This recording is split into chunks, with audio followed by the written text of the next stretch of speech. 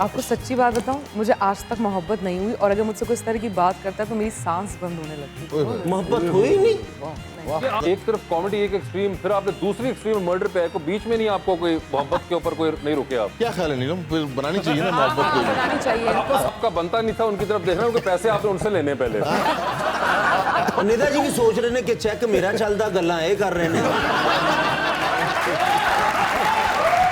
वो दूसरी life jacket आप किसको दे रही हैं? ऑप्शंस आपके पास जो हैं वो है नादिया खान और शाइस्ता लोधी।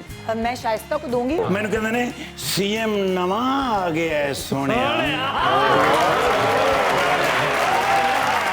मैं जावा मैं तेनू बुलावा गल सारी ता होवे मेरे ढोल जुदाइयां दी तेनू खबर किवें होवे आ जावे दिल तेरा